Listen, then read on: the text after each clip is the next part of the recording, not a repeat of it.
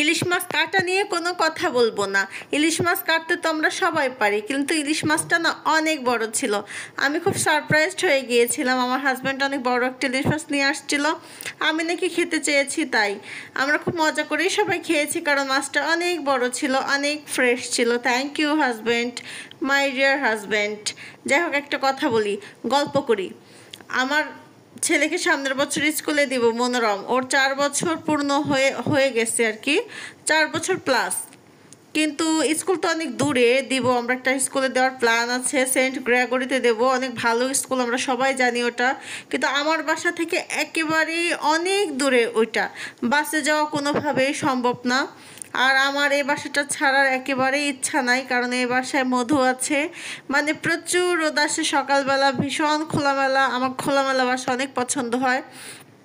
আর আমি কখনো না বাসা চেঞ্জ করতে ওরকম, আমার সবসময় একটু ভয় লাগে, কারণ বাসা না যেখানে থাকি সেখানে আশপাশে সবার সাথে পরিচিত হয়ে যাই আমরা।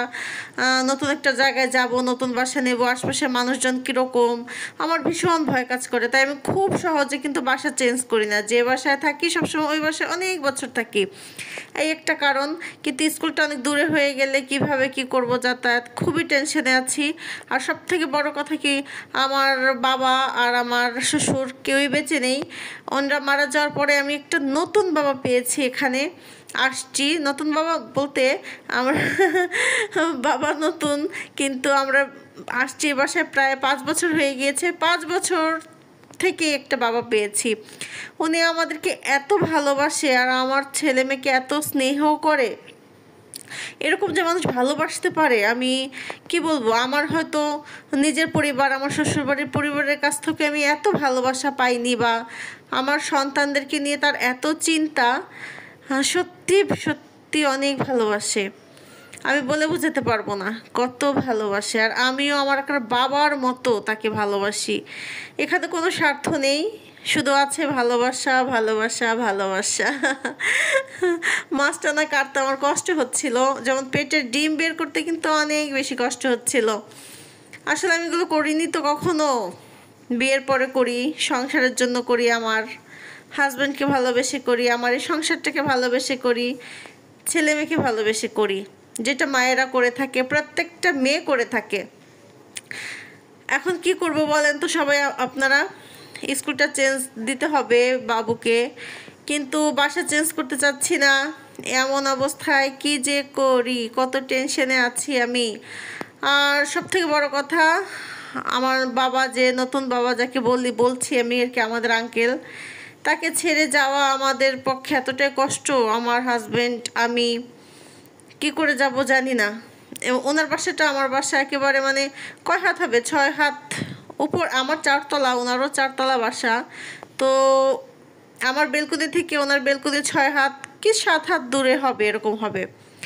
আর আঙ্কেলের অনেক বয়স হয়ে গিয়েছে, প্রায় 80 বছরেরও বেশি, প্রায় 82-85 বছর তার বয়স। ছেলেমেয়েরা বাইরে থাকে, দূরে থাকে, উনি একাই এখানে থাকে। কি করব, আঙ্কেলকে রেখে কিভাবে যাব, আমি জানি না কি করব। এর সমাধান কি বলেন তো আপনারা, কেউ যদি জানেন আমাকে বললেন তো কি করব।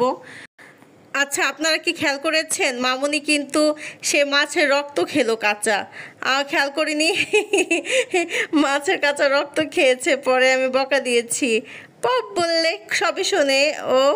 ও লক্ষ্মী একটা মামুনি। মেয়েরা না অনেক লক্ষ্মী, অনেক লক্ষ্মী। যাদের মেয়ে আছে তারা জানে যে মেয়েরা কতটাই লক্ষ্মী হয়। মামুনি এখন থেকে আমাদের সমস্ত কথা শোনে, আমাদেরকে আদর করে, এখনই যত্ন করে। খুবই, মানে কি বলবো, আমাকে সাহায্য করতে চায়। ও যদি বলি মামুনি এটা করো, কখনোই আমাদের কথা ফেলে না, বোঝার চেষ্টা করে। মেয়েরা আসলে অন্যরকম, তাই না? মেয়েরা অনেক ভালো, অনেক ভালো।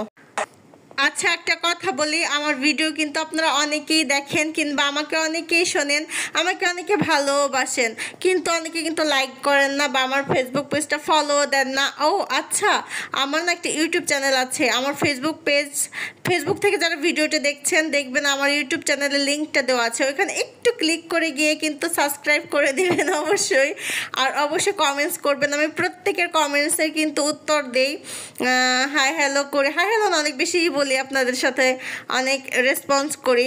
আপনাদের কেমন লাগে অবশ্যই জানাবেন। হ্যাঁ, মাছটা কিন্তু কাটতে আমার অনেক কষ্ট হচ্ছিল, আপনারা দেখতেই পাচ্ছেন। আমিও তো কাজে অত পটু না, তাই দয়া করে কেউ খুঁত ধরবেন না, ভুল ধরবেন না। হ্যাঁ, খুঁত ভুল আমরা কারো ধরবো না, শুধু ভালোবেসে যাব, এটাই তো কথা আর কি। এই ইলিশ মাছের পেটের ডিম বের করতে না অনেক কষ্ট, পেটের ডিম বের করাই যায় না। মনোরমের বাবা বলছিল যে এভাবে বের করো, ওভাবে বের করো। শেষে আমি ওইখান থেকে পুরো 2-3 পিস কেটে তারপরে বের করেছি। যাই হোক, শেষে বের করতে পেরেছি। আর মাছটা অনেক বড় ছিল, অনেক পিস হয়েছিল, 20-21 পিস হয়েছে। যারা ভিডিওটা দেখেছেন অনেক অনেক থ্যাঙ্কস। আর অবশ্যই আমাদের জন্য দোয়া করবেন, আশীর্বাদ করবেন, ভালোবাসবেন। আমার এই আঙ্কেলের কথা যে বললাম তার জন্য দোয়া করবেন। আল্লাহ যেন, সৃষ্টিকর্তা যেন তাকে সুস্থ রাখে, সবসময় সুন্দর রাখে, হাসি খুশি রাখে।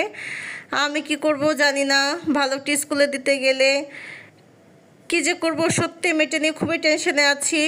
কি করা যায় অবশ্যই আমাকে একটু পরামর্শ দেবেন সবাই। আপনাদের পরামর্শ পেলে খুশি হব অনেক। সবাই ভালো থাকবেন। Thank you.